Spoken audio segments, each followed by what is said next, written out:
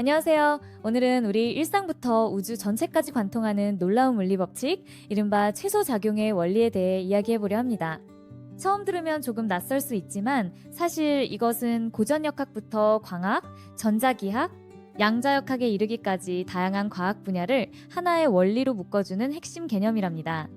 딱딱한 수식으로 가득 찬 이론처럼 보이지만 그 흐름을 따라가 보면 자연이 이렇게 경제적으로 움직이는구나 라는 통찰을 얻게 되실 거예요.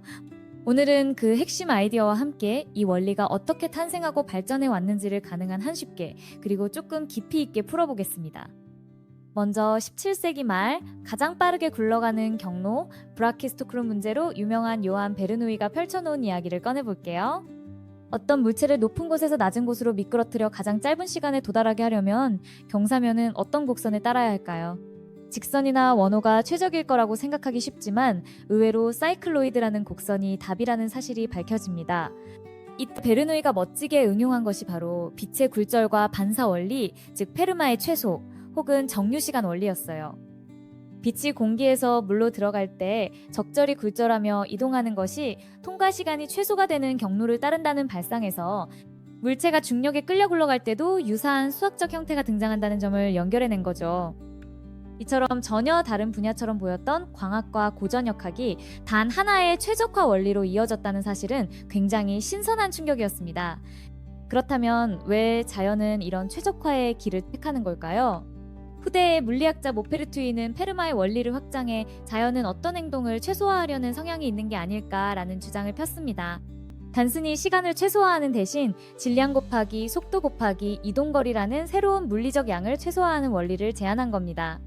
그가 말하길 자연은 마치 이 비용을 아끼려는 것처럼 움직인다는 뜻이었죠. 그런데 이때 모페르투이는 당시 주류 학계로부터 엉터리 소리를 들어가며 엄청난 비판에 시달렸습니다. 왜 하필이면 질량 속도 거리의 곱을 억지로 묶어서 생각해야 하느냐는 거예요. 게다가 증명도 불완전했으니 공격받기 딱 좋았겠죠. 하지만 수학의 거장인 오일러와 라그랑주가 등장하며 이야기는 달라집니다. 이들은 방대한 미분학 기법을 발전시켜 무수히 많은 경로 중 진짜 물체가 지나는 경로의 작용값이 가장 작아진다는 것을 정교하게 증명해냈습니다. 그리고 여기에 해밀턴이 추가로 공헌해 우리가 흔히 쓰는 해밀턴의 원리 또는 최소작용의 원리가 완성된 거예요. 물체가 이동할 때의 운동에너지와 위치에 따른 포텐셜 에너지를 이용해 라그랑지언 운동에너지에서 포텐셜 에너지를 뺀 값이다를 정의하고 이것을 시간에 대해 적분한 액션 값이 극소 또는 정류가 될 때 실제 물리적 궤적이 나온다는 것입니다. 힘은 질량 곱하기 가속도라는 뉴턴의 고전적 명제와 완전히 동일한 결론에 도달하지만 이 방법은 훨씬 더 범용적이에요. 예를 들어 여러 입자나 복잡한 운동 방정식을 힘 대신 에너지라는 스칼라 값으로 다룰 수 있게 되니까요. 좌표계도 자유롭게 설정할 수 있고 뉴턴 방식으론 머리가 지끈거리던 이중 진자나 진동 문제도 한결 간단하게 풀 수 있습니다. 흥미로운 건 이렇게 힘들게 구축한 최소작용의 원리가 고전역학에만 머무르지 않았다는 점입니다.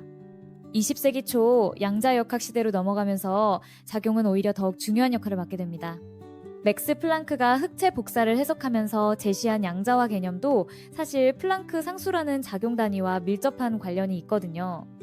양자장론이나 고에너지 물리에서도 최소작용이 기본 전제로 들어가고 고전적인 경로 합 원리에서는 모든 가능 경로를 다 합산하되 위상이 맞는 경로가 실질적으로 기여한다라는 식으로 최소작용 관점이 한층 신비롭게 확장되죠. 이쯤 되면 자연이 정말 어떤 계산을 해서 최적화를 하는 것일까?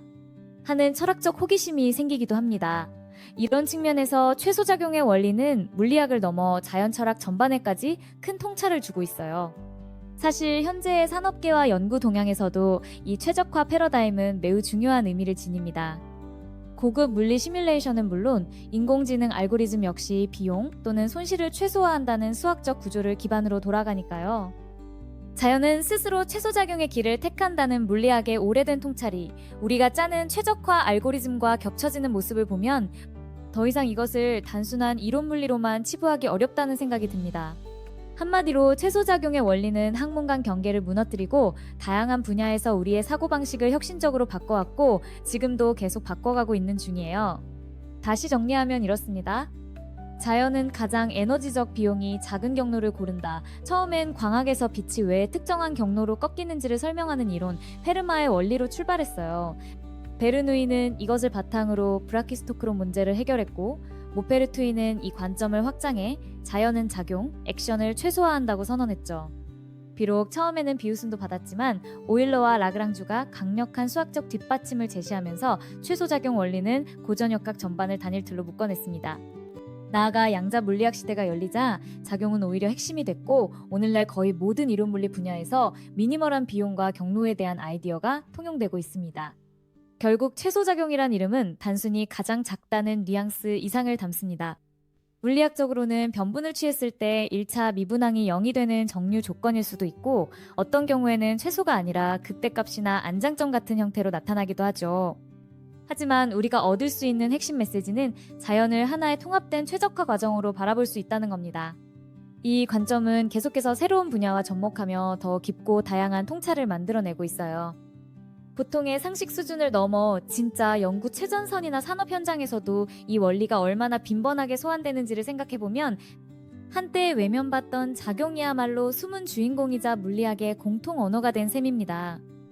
오늘 이야기는 여기까지입니다. 빛은 왜 직선 대신 굴절된 경로를 택할까? 부터 시작된 단순 호기심이 결국은 자연의 모든 운동을 하나로 설명해낼 수 있는 보편적 틀을 만들어냈다는 점이 참 놀랍죠. 최소작용의 원리는 지금도 여전히 살아 숨쉬며 새로운 발견의 순간마다 모습을 드러내곤 합니다. 만약 여러분이 더 깊이 파고들고 싶다면 변분원리, 라그랑주 공식, 해밀토니언 역학, 그리고 양자장론까지 흥미로운 여정이 끝없이 펼쳐져 있으니 천천히 살펴보시는 것도 좋겠습니다. 이상으로 자연이 자기 합리성을 찾아가는 듯한 신비로운 법칙, 최소작용의 원리에 대한 이야기를 마치겠습니다. 언제나처럼 궁금한 점이나 느낀 점 있으시면 댓글로 남겨주시고요. 오늘도 함께 해주셔서 정말 감사합니다.